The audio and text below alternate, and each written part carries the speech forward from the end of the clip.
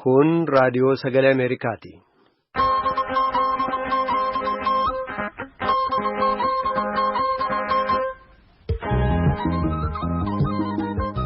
Raadiyoon sagalee Ameerikaa wixataa qabee haga jimaataatti galgala keessaa sa'a lamaan walakkaa jalqabee haga sa'a sadiitti meetir baandii 1925 irratti Waashingtan DC irraa akka dabarsu sagantaa afaan Oromoo amma jalqaba.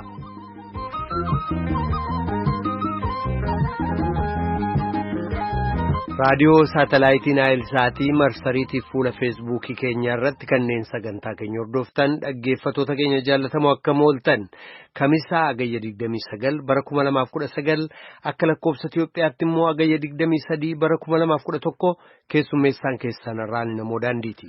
Ummati Sidaamaa naannoo mataa ofii qabaachuuf dhibaachuu irratti ji'a xiqqaa keessatti baay'eetiin murteeffachuuf kurfoo jira. Afrikaan ijoollee hedduu Raabaat Morokootti walitti oofteetiin ispoortii wal dorgomsiifachuu jirti. Bababaaroo Xoole Ansoraa Lafeetti oolmaa addunyaa santem. Akkuma sooraan jedhe boordiin filannoo biyyoolessaa Itiyoophiyaa filannoo hiree murteeffannaa uummata Sidaamaa akka lakkoofsa Itiyoophiyaatti 3 bara 2012tti geggeessuudhaaf labsee jira. Paartileen mormituu fi gumiin raayyaatti isaa Sudaan eega waliigalanii as nageenyi biyyattiitti bu'aa jira jedhu baqattoonni Sudaan keessa jiran immoo gabaasaalee kabiroos ni qabnaa. Qophiin fayyaas dabaree isaa eeggatee dhiyaata. Maraafuu haga xumura sagantaa keenyaatti nu waliin turaa jenna. Amma duuf gara soraatti deebina.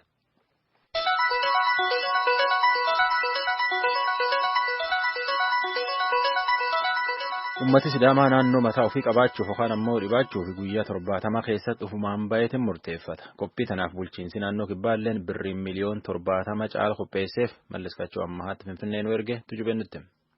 Boordiin filannoo biyyoolessaa ibsa har'a baaseen baatilee darban keessa erga miseensota hooggana isaa guuttatee booda manni maree naannoo uummattoota kibbaa gaaffii inni xalayaan gaafate deebisuuf hojjetaa turuusaa beeksise. Manni maree naannoo sun godinni Sidaamaa naannoo akka ta'uuf gaaffiin dhiyaate murtii uummataan deebii akka argatuuf qophee godhu xumure hojii gara fuula duraatti hojjechuuf karoorfates tarreessuudhaan guyyaa murtii uummataaf sagaleen kennamu adda baasuusaa gorsituun quunnamtee uummataa boordichaa aadde Sooliyaanaa Shimallis raadiyoo sagalee Ameerikaaf ibsaniiru. ይታወቃል በአሁኑ ዕቅድ መሰረት እንግዲህ ህዳር 3 ላይ ነው ይከናወናል beekamaadha akka karoora amma jirutti sadaasa 3 bara 2012 geggeessama. Kun guyyaa sagaleen itti kennamu sana dura hojiiwwan hojjetaman baay'ee jira. Kanneen filannoo sana raawwachiisan filachuu, wiirtuulee filannoo hundeessuu, kanneen filatamaniif leenjii kennuuf qopheewwan adda addaa gochuudha. Kanas waggaa haaraa ittaanu baatii fulbaanaa qabee hojjenna jennee yaanna. Hojiiwwan teeknikaaf qajeelfamoota qopheessuu kan fakkaatan hojii keessaa yoo ta'an baatii fulbaanaa keessa immoo erga bajata argannee booda wiirtuulee filannootti argamne qindeessuudhaan filannoon akka geggeessamu gochuudha jedhan. Murtii uummataaf adeemsa sagalee kennuuf bajata oolu eessaa akka argamu gaafatamanii aadde Sooliyaanaan akka jedhanitti bajata nu barbaachisu qopheessine mana maree naannoo uummattoota kibbaaf har'a dhiyeessineerra gara qarshii miliyoona 70f 600 ta'aa jedhan. Manni maree sunis waggaa dhuftu fulbaana irratti nu beeksisa jennee abdanna jedhaniiru. Akka karoora boordichi qopheesseen xumura baatii kanaa qabee qaamotii dhimmi ilaalu akka wal ta'an gochuuf akkaataa raawwatiinsa isaa jalqabuuf jirra. Gaaffii naannoo of ijaaruu godina Sidaamaa laalchisee baatii adoolessaa darbee hookkara ka'een lubbuun namoota hedduuf qabeenyaa hedduun manca'uun ni yaadatama. Afrikaan ijoollee humjaa caalaa Morokoo Raabaatitti walitti yaamteetiin ispoortiin wal dorgomsiifachuu jirti. Utaalchaan, kuruphachaan, bisaan daakuun, kubbaa miilaatii walumattuu iyyuu ispoortii gosa 20 caalaan wal morkachuu jiran. Akka kanaan Masrii tokkeessoo jira. Afrikaa kibbaatti lammeessoo, Naayijeeriyaatti ta'an sadeessoo jirti. Aljeeriyaan faana jirti afreessoo, shaneessoon ammoo Morokoo. Itiyoophiyaan haga istuudiyoo seenni kanatti 10eessoo jirti. Keenyaan ammoo tokko kubbaantee 9eessoo jirti. Itiyoophiyaan warqee 4 fi madaaliyaa gar 15 qabda. Kanaan Itiyoophiyaan biskileettii, teekwaandoo, atileetiksii wal dorgomti. Dorgommiin tunin guyyaa lamaan duubatti dhumatti. Aduun VOA sagantaa afaan Oromoo caqasuu jirtan. Dooriyaan maqaa qilleensa bubbee Ameerikaatii fi ollootisii waliin dhahuu jiruuti Poortorikoo lafa itti bortotteessee ammaan tana hobomboleetti taateetiin sa'aatiitti kiiloomeetira 140 ceete Bahaamaatti fuuldeeffatteetiin bubbisuu jirti. Akka raagii qilleensa Ameerikaa jedhutti iftaan Bahaama geesse hobomboleettiin tunin sanbataaf wiixata immoo Ameerikaatti dabarti Filooriidaa ga'uu jirti jedhan. Obomboleettiin tun duru gannum gannaa yoo akkana kan dhuftu yoo dhuftammoo karaa elektirikii cicciraa karaa makiinaa kukkutaa garba namatti facaasaa bana bobbanam dhoowwatte namni achitti dhiyaatu nyaataaf dhugaatii manatti tuulachuu jiramaayyuu obomboleettiin maariyaa jedhani ganna lamaan duratti poortoorikoon baateetiin manneen kuma hedduu balleessiti namni hedduun ammallee man hin qabu nama 3,000 lubbuu dhabe. Qara diddaman jalqaban amma ammoo 10 ol tafe warri paartii Demokiraat keessaa pirezidaantii Ameerikaa Doonaald Tiraamp irraa barcuma fudhachuuf walitti dorgomuu jiru amma xiqqaachaa dhufuu jira 10 ta'uu jira ammaan tana. Jari waltaaf kunin guyyaa 12tiin duuba televezyiinii irratti walti yaayetiin hayyuun walti dhaawatan asi caalaa fi sinna hanqataa jedheetiin jabeennaaf laafinnaan waan akka waliin jedha. Senator Christine Gilbert hojii tana deeggarsa hedduutti dhabdeennaan dorgommii tan keessa baate. Lafti itti dorgoman afur keessatti yoo nama harka lama argachuu baatanii fi nama 100,000tiif 30 horiin isaan qarqaar qabaachuu baannaan dorgommii tan humni ittiin qabaatanii kanaafuu paartiin isaanii dorgommii sun keessa hambiftee nama jabaa olaan itti dabarsiti. Gilbert maleellee Senator Michael Bennett, Congressman Tullis Gabbard nama horii biliyoon hedduu Ameerikaa keessa qabaachuun beekamu Tom Steyer fi qabsaa'oftuu mirgi namaa Marianne Williamson illee warra dorgommii tan dadhabee ofirra lakkis keessa tokko. Ameerikaan guyyaa 432 duubatti pirezidaantii filatti. Muummeen ministeera Britain Boris Johnson karaa biyyisaa waldaa Awurooppaa keessaa baasuun qaqqajeelfachuma jira. Tanumaafuu jedheetiin haguun kololeessaa yookaan ammoo guyyaa 40 caalutti paarlaamaa biyyisaa hojii irra dhaabe. Tan ammoo abbootiin seeraa qabsaa'ota mirga namaatiif abbootiin siyaasaalleen irraan fudhanne nama hedduutti itti dallan. Boris jilam keessatti Britain waldaa Awurooppaa biyyi 28 qabu keessaa baasuuf deemuu jira. Miseensi mana marii ammoo adoowwanni cuftiin qixaa'inuyyuu waldaa sun keessa nu baasuuf Boris hojii jiraa jedhaniitiin irra diduutti jiran. Oduu namaaf qophattanu.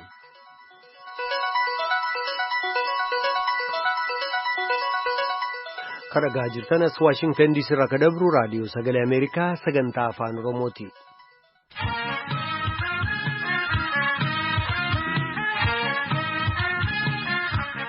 Paartiileen mormitootaa lama Areenaa Tigraayii fi Tumsi Dimookiraasummaa Tigraay naannoo sana keessatti sochii siyaasaa gochuu irratti gama mootummaati kan rakkoon isaan mudataa jiru ta'uu himatan. Durataan paartii Areenaaf itti gaafatamaan quunnamtii paartichaa dheengadda akka hidhamanii turanillee dubbatu. Itti gaafatamaan bulchiisaaf nageenyaa naannoo Tigraay gama isaaniitiin dheengadda namoonni sochii hoogganoota Areenaa shakkan eeruu kennaniin poolisiin qabee eega qorate booda gallakkise jedhanii jiru. Gabaasaa Mulgeetaa Asxaa tujubeetu dhiyeessa. Areenaa Tigraayiif paartiin walta'iinsa Dimookiraasii sochii isaanii siyaasaa keessatti gufuun itti ta'a ka jedhan ilaalchisee har'a tuuta oduuf ibsa kennaniiru. Dura ta'an Areenaa obbo Abrahaa Dastaa miseensonni paartii isaanii naannoo Tigraay keessa innaa sosso'an humnootiin mootummaa akka isaan dararan ibsan. Dheengadda magaalaa Maqalee keessatti dura ta'an paartichaaf itti gaafatamaan hariiroo uummataa daandiirra deemaa utuu jiranii humnootii nagaa eegsisaniin qabamanii hidhamuu isaanii kanaaf fakkeenyaa jedhan. ለምሳሌ እኔ የአረና ፓርቲ ሊቀመንበር ነኝ። አቶ አምዶም ገብረስላሴም የህዝብ ግንኙነት ኃላፊ ነው። fakkeenyaaf an durataa paartii Areenaati. Obbo Amdoom Gabrasillaasee immoo itti gaafatamaa hariiroo uummataati. Daandiirra utuu deemaa jirru humnootii addaa naannoo Tigraayin qabamne Amdoom reebameera doorsisi nurra ga'eera sa'aatilee hanga tokko hidhamne gadhiisamne jedhan. Sochii siyaasaa isaanii danquuf gochi wal fakkaatu irra deddeebi'ee miseensota paartichaa irratti akka raawwatamu obbo Abrahaan ibsaniiru. Kutaalee Itoophiyaa kanneen biroo keessatti hidhamanii kan turan ennaa hiikaman Tigraay keessatti garuu miseensotuma paartichaa ta'uu isaanii qofaaf kanneen hidhaman akka hiikaman gaafannus hanga ammaatti hin hiikamin jiru jedhan. የአረና እስረኞች አሁን እስካሁን ድረስ ታስረው ያሉ ምንም አይነት ወንጀል ሳይሰሩ በፖለቲካ miseensonni Areenaa kan hanga ammaatti hidhamanii jiran yakka tokkollee ituu hin hojjetin ilaalcha isaanii kan siyaasaa qofaaf hidhaman ituu hin hidhamin duras filannoof dorgomaniiru. Yakka hojjetanii hidhaman nuun jedhan garuu yakkan hojjenne seenaa Iwahaat keessatti namni tokko hidhamaa siyaasaa yoo ta'e hidhamaa siyaasaati jedhamee miti kan hidhamu yakka hojjetteettaa jedhamee ragaa kijibaa mana murtii kijibaatti itti murtaa'a kana beekna. Adeemsa sanaan waggoota hedduu namoonni hidhamanii Ihaadig warraaqsi uummataa isa cinqinaan hiikuuf dirqameera. Sababaa Iwahaat aangoorra jiruuf jecha naannoo Tigraayitti garuu ammayyuu hin hiikamin jiru jedhan. Miseensi hojii raawwachiiftuu paartii walta'iinsa Tigraay obbo Mulu Birhaan Haayilee gama isaaniin miseensonni paartii isaanii haleellaan qaamaan raga'aa moggaatti qoodamanii akka isaan yaaddoon jiraatan taasifamanii jedhan. rakkooleen akkasii uumamaatu jiranii filannoo geggeessina jechuun qofaa kee dorgomte tokkoffaa akka bahuutii jedhan. ምርጫ የሚደረግ ከሆነ መድረኩ እኩል ለሁላችን ሊከፈት ይገባል። አባላቶቻችን እየተሸማቀቁብን ነው። filannootu geggeessama taanaan waltajjiin mara keenyaaf qixxee banaa ta'uu qaba. Miseensonni keenya sodaa keessa jiru, reebamaa jiru. Hanga ajjeechaatti yaaliin irratti raawwatamaa jira. Akkas ta'a filannoo maaliif geggeeffama? Kanaaf Ihaadeg Iwahat kan inni gochuun irra jiraatu dabballeewwansaa olaantummaa seeraa akka kabachiisan ittaa himu. Yoo seerri kabajame walgeenyee walabummaadhaan uummatatti dhiyaanne akka dubbannuuf carraa nuu kenna. Ta'uu baannaan garuu olgaluuf gadi ba'uuf yaadda'a filannoo maaliif geggeessama? Nuti kan nuti jechaa jirru uummati Tigraay miidhameera, ajjeefameera, homaan fayyadamneedha. Tigraay keessa rakkoo hedduu jira jedhan. Himannaa kanaaf itti gaafatamaan waajjira bulchiisaaf nageenya naannoo Tigraay obbo Haftaay Mallas deebii kennaniin humni nagaa eegumsa naannoo Tigraay nageenya naannoo Tigraay kan eeguuf hundumaa qixa kan tajaajilu jedhan.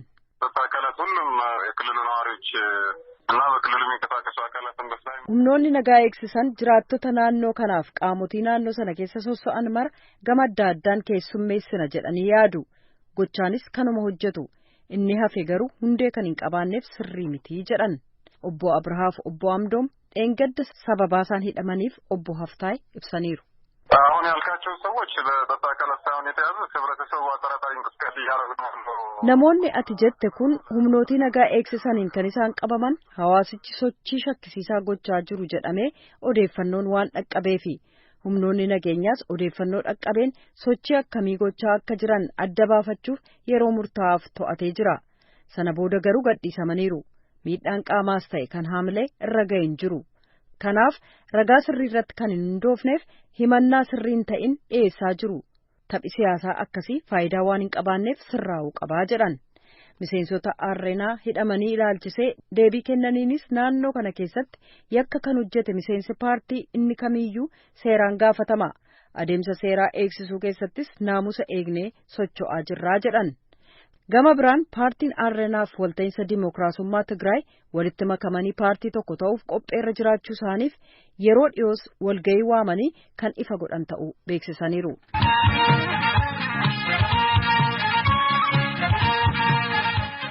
Gabaasaa nutti ceenaa dhaggeeffatoota keenya paartiileen mormituuf gumiin raayyaa ittisaa Sudaan eega walii galanii as nageenyi bu'ee jiraa jedhu baqattoonni Oromoo Sudaan keessa jiraatan.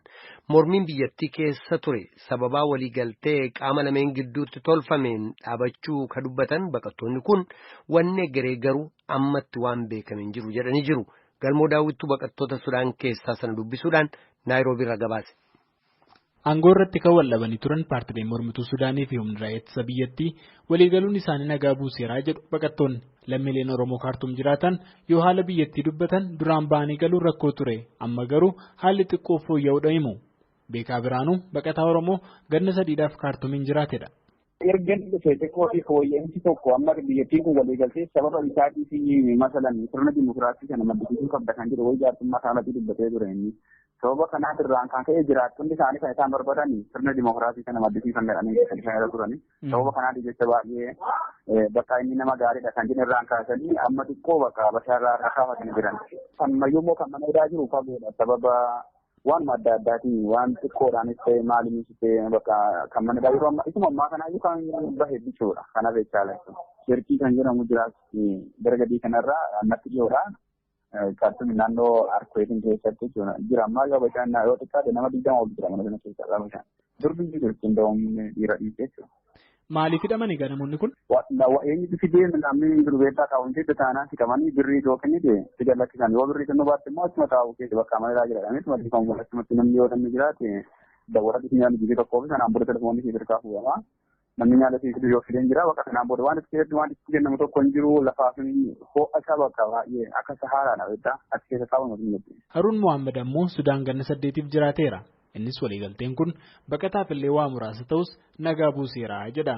Biyya tokko kanaan dura biyya tokko ture biyyi keenya jedha uummanni tokko uummanni Sudaan garuu warri kaan immoo dhaaba duraan kufe deeggaraa waan turaniif ammoo ija diimaadhaan nu ilaalu jechuudha. Isaan immoo maaliif qaama mandistii duraan kufe sana kan waan deeggaraniif nu balaaleffatu jechuudha. Haroon waa'ee jireenya isaa yoo dubbatu hojii guyyaa guyyaan argate hojjetee haadha warraasaa ulfa ji'a 5 garaa qabdu waliin jiraata.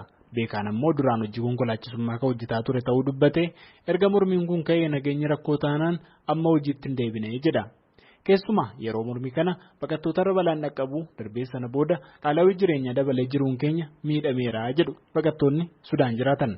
Mormiin sun uummata ijoollee naannoo asuma gara koobariin kan jedhamu kana keessaa mucaan tokko keessaa bajaajii qaba ture. Bajaajii kana osoo qofaa ture galee yeroon akkana gara manaatti yaatee aadanan sodaachisa jedhee mana isaatti galee yaadannoo mana isaatti galuu Iyyitiin kun bakkee dhufee kan mataa seenee jira mataa seenee hafe mucaa sanaatti maal ijoollonni tokko immoo karaa gubbaarra naa deeman sa'aatii garbaan deeminaa maal jedhu inni isaan immoo namni taasisaa hojjetee hojiitti manuma kaafteeriyaa midhaan kan hojjetee kan galu kun akkuma tokko bakka karaa koomee kan mana keessa galee jira anumtu fi gootii mayaa keessan ture. Yaada wanta tokko jabbaa irratti fakkaatu irree wanta jabbaa hin jiru gatiin buukii irra jiru wanti dukkaana keessaa bitamu supermarkeetii adda bitamee haatamu wanti haalii matti deema oluma deemaa jira malee wanti jedhu isheen jiru jechuudha amma namni daa'immanaallee amma birrii 10,000 amma birrii 10,000 ta'ee jira jechuudha uummanni akkatti qabatee keessa taa'u birrii lama hojjetee nama fidu wallaalee uummanni nama 20 nama 30 nama 40 walitti namnee taa'aa jira jechuudha mana hidhaatti maaliif hojii inni hojjetuu fi daa'immanaatiin wanta ittiin haajaatii biyya sanaaf deemaatu baay'ee rakkisaadha. Lammiilee Oromoo kana lameenuu gara fuulduraatti maal yaaddu jedhee gaaffeen ture.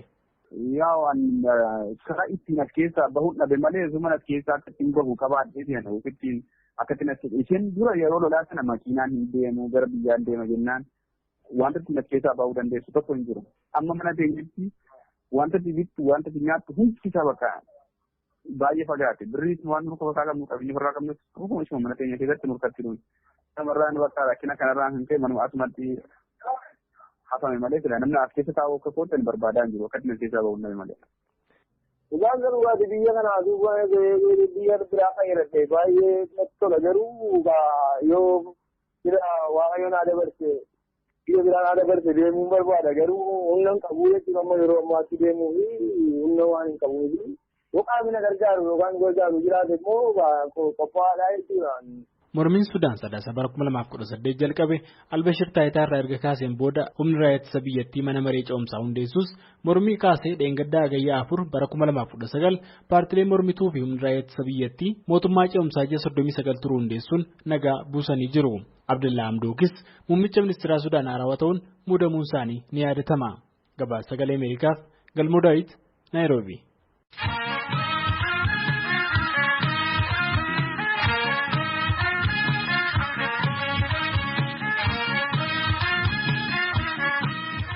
Kan dhagaa jirtan as Waashingtan DC irraa akka dabru raadiyoo Sagalee Ameerikaa sagantaa afaan Oromooti.